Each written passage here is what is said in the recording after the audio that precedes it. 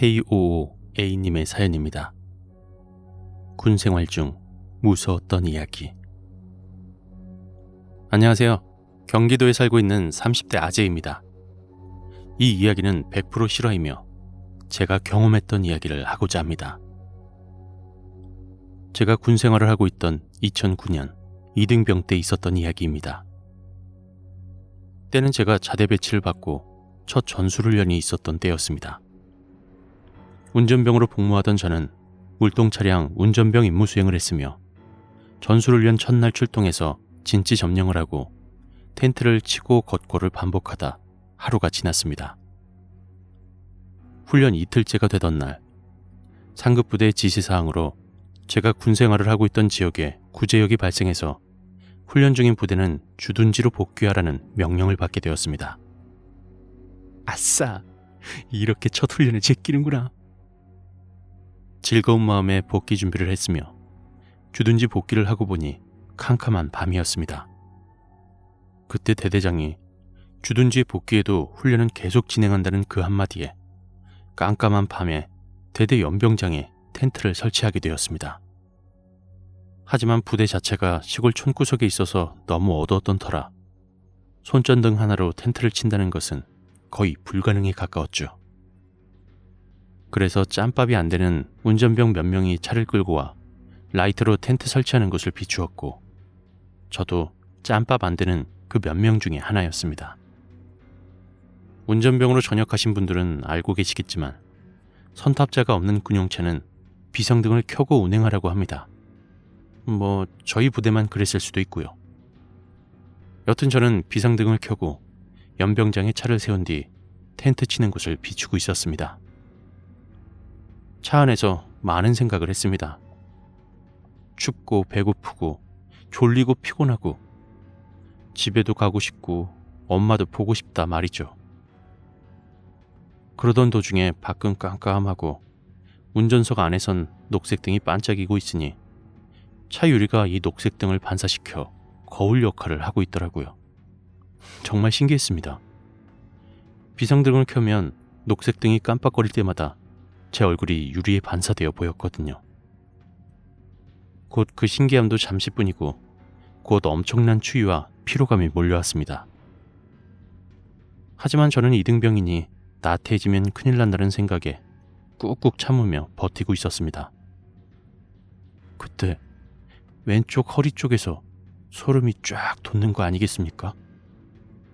와, 이건 귀신이다 라는 생각이 바로 들었습니다. 그리고 왠지 왼쪽을 봐야 될 것 같은 그런 기분이 들었고 왼쪽 창문을 보게 되었습니다. 다행히 비상등의 번쩍임에 맞춰 얼굴 형태가 보이더라고요. 너무 피곤하고 신경을 많이 써서 내가 예민하게 반응하고 있는 거다. 요즘 세상에 귀신이 어디 있냐. 귀신이 있다면 요즘 귀신은 소복 말고 스키니진 같은 거 입고 나와야 하는 게 정상이 아니냐 하며 저 자신을 합리화시키며 토닥였죠. 그 후 10분 정도 지났을까? 이번엔 오른쪽에서 소름이 돋았습니다. 이번에도 별거 아니겠지 하고 오른쪽을 보는 순간 소리를 지르며 차에서 뛰쳐나왔습니다. 사람의 뒤통수가 보이고 있었습니다. 그래서 깜짝 놀라 소리를 지르며 뛰쳐나간 것이었죠. 근처에 있던 간부를 붙잡곤 차에 귀신이 있다고 무서우니 못하겠다며 콧물을 질질 흘리고 말했습니다. 하지만 돌아오는 것은 이등병이 빠졌다는 소리와 함께 주먹질만 하더라고요. 전 하는 수 없이 맞기 싫어서 억지로 차에 탔습니다. 그리고 핸들을 붙잡곤 눈을 꼭 감고 있었죠. 너무 무서워서요. 하지만 그놈의 호기심이 뭔지 다시 한번 오른쪽 창문을 확인해 봐야겠다는 생각이 들었고 두 번째로 보았을 땐 정상적으로 제 얼굴이 보이더라고요.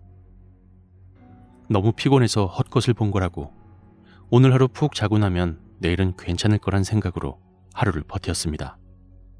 다음날 아침 차량 1조 점호를 하러 가서 전 그 자리에서 기절할 뻔했습니다. 2009년 제가 군복무를 하던 그 지역에 군 간부가 선탑하여 운행하다가 앞에서 다가오는 군단장차를 무시한 적이 있습니다. 전역하신 분들은 아시겠지만 운행을 하다가 반대 차선에서 다가오는 군용차는 선탑 간부가 거수경례를 해야 하는데 이 선탑 간부가 졸다가 무려 중장을 무시한 거였죠. 그때 이후로 군단장 지시사항으로 운행하는 모든 차량은 창문을 개방해서 운행하라는 지시가 있었으며 저희 부대 역시 어쩔 수 없이 창문을 개방하고 운행을 했던 것이었습니다. 그렇습니다. 그 전날 제가 타고 있던 차 좌우측 모두 창문이 내려가 있었던 것이죠. 제 얼굴이나 뒤통수 같은 게 비칠 리가 없었다는 것입니다. 저는 너무 무서워서 다시는 군용차를 타고 싶지 않다는 생각이 들었습니다. 이야기는 여기서 끝입니다. 더 많은 이야기들이 있으니 간혹 가다가 회사에서 쉴 때 조금씩 올리도록 하겠습니다. 들어주셔서 감사합니다.